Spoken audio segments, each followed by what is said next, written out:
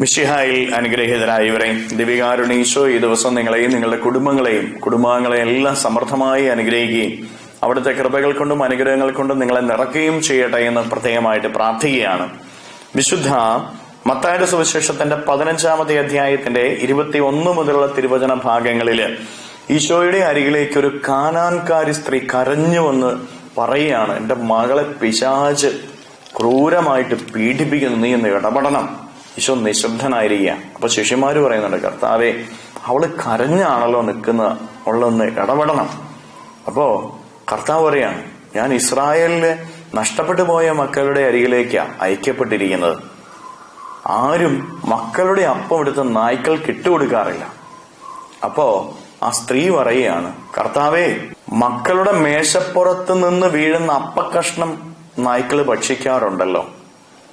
അവളുടെ വിശ്വാസം കണ്ട് കർത്താവ് അവളെ സഹായിക്കുന്നതാണ് നമ്മൾ കാണുന്നത്. പ്രിയപ്പെട്ടവരെ, ചിലപ്പോ കർത്താവ് നിശബ്ദനാണെന്ന് നമുക്ക് തോന്നും, നമ്മളെ അവഗണിക്കുകയാണെന്ന് നമ്മൾ തോന്നും.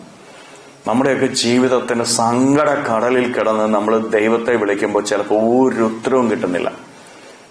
ഈ സ്ത്രീയുടെ നൊമ്പരം ഇതാ, അവള് കരഞ്ഞ് കണ്ണീരോടെ കർത്താവിന്റെ കാക്ക വീണ് അപേക്ഷിക്കുക. ജോബ് ഇതുപോലെ നിലവിളിക്കുന്നത് ജോബിന്റെ പുസ്തകത്തിൽ കാണുന്നുണ്ട്. കർത്താവ്, ഞാൻ എഴുന്നേറ്റ് നിൽക്കുന്നു, തളർന്നു നിൽക്കുക. ജോബ് അവഗണിക്കപ്പെടുന്നതായിട്ട് അവന് അനുഭവപ്പെടുകയാണ്. നമ്മുടെ ജീവിതത്തിലും ഈ ഒരു അനുഭവം ഉണ്ടാവും. തകർച്ചയുടെ ആഴത്തിൽ കിടന്ന് കൈകൾ ഉയർത്തി ദൈവത്തെ വിളിക്കുമ്പോൾ ദൈവം നിശബ്ദനാണെന്ന് നമുക്ക് തോന്നും. ദൈവം നമ്മളെ അവഗണിക്കുകയാണെന്ന് തോന്നും. പലപ്പോഴും ഒരു ഉത്തരവും കിട്ടാത്ത അവസ്ഥ നമ്മുടെ ജീവിതത്തിലുണ്ടാകും. നമ്മുടെ വിശ്വാസത്തെ കർത്താവ് നോക്കിക്കൊണ്ട് നിൽക്കുക.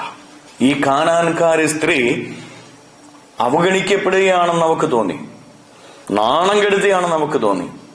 കർത്താവ് നിശബ്ദനായിരിക്കുകയാണ്. എങ്കിലും അവൾ വിട്ടില്ല. ആ സങ്കട കടലിൽ കിടന്നുകൊണ്ട് വിശ്വാസം ഏറ്റുപറയുകയാണ്. ഉടനെ കർത്താവിന് അവളെ രക്ഷിക്കാതിരിക്കാനായിട്ടായില്ല. പ്രിയപ്പെട്ടവരെ, നമ്മുടെയൊക്കെ ജീവിതത്തിൽ സംഭവിക്കുന്നത് എന്താ?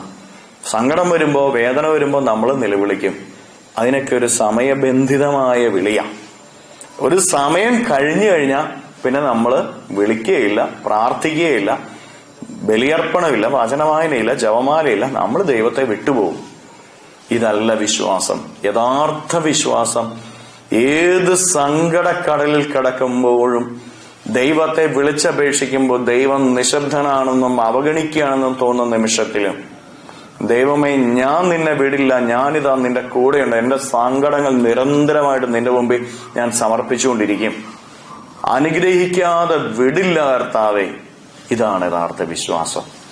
ചില നിമിഷങ്ങളിൽ നമ്മുടെ വിശ്വാസത്തെ ദൈവം പരീക്ഷിക്കുക. അതിന്റെ ഉറപ്പ് എന്തുണ്ടെന്നും അതിനെന്ത് വില നമ്മൾ കൊടുക്കുന്നുണ്ട് എന്നും ദൈവം പരീക്ഷിക്കും. വിശ്വാസത്തിന് വില കൊടുക്കണം പ്രിയപ്പെട്ടവരെ. പലപ്പോഴും നമ്മൾ വില കൊടുക്കാറില്ല. നമ്മൾ വരുന്നു, ദൈവത്തെ വിളിക്കുന്നു, നമ്മളൊരു സമയം നിശ്ചയിച്ചിട്ടുണ്ട്, ആ സമയത്തിനുള്ളിൽ ദൈവം വരണം. നമ്മുടെ സമയത്തിന് ദൈവം വില നൽകണം. ദൈവത്തിന് നമ്മൾ വില കൊടുക്കുക.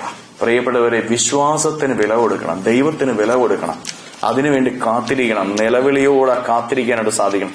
അപ്പോഴേ ദൈവാനുഗ്രഹം നമ്മുടെ ജീവിതത്തിൽ നിറയുകയുള്ളൂ. കരങ്ങളെ യാചനയോടെ പിടിച്ച നമ്മുടെ ജീവിതത്തെ, നമ്മുടെ ജീവിതത്തിന്റെ സങ്കടങ്ങളെല്ലാം ഈശോയെ കൊടുത്ത് നമുക്ക് സ്തുതിക്കാം. ഹല്ലേലൂയ, ഈശോയെ നന്ദി. ഹല്ലേലൂയ, ഹല്ലേലൂയ, ഹല്ലേലൂയ, ഹല്ലേലൂയ, ഹല്ലേലൂയ, ഹല്ലേലൂയ, ഹല്ലേലൂയ, ഹല്ലേലൂയ. കർത്താവ്, ഈശോയെ മക്കളെ ഓരോരുത്തരെയും സമർപ്പിക്കുന്നവരെ അനുഗ്രഹിക്കുകയും ആശീർവദിക്കുകയും ചെയ്യണമേ. ഇവരുടെ ജീവിതങ്ങളിലേക്ക്, ഇവരുടെ അധ്വാനങ്ങളിലേക്ക് അങ്ങ് ഇറങ്ങിച്ചെന്ന് ഇവരെ സഹായിക്കണമേ. ഇവരുടെ സങ്കടങ്ങളും വേദനകളും ഏറ്റെടുക്കണമേ. ഇവരുടെ ജീവിതത്തിൽ നിന്ന്, ജീവിതത്തിന്റെ വഴികളിൽ നിന്ന് സർവ്വ തിന്മകളും ബന്ധനങ്ങളും പിശാചിന്റെ ഉപദ്രവങ്ങളും നാരകീയ ശക്തിയുടെ പ്രവർത്തനങ്ങള്, പൈശാചിക ശക്തിയിലെ ഉപദ്രവങ്ങള് ബന്ധിച്ച് നിർവീര്യമാക്കി നരകാഗ്നിയിലേക്ക് അട്ടിപ്പായിക്കുന്നു.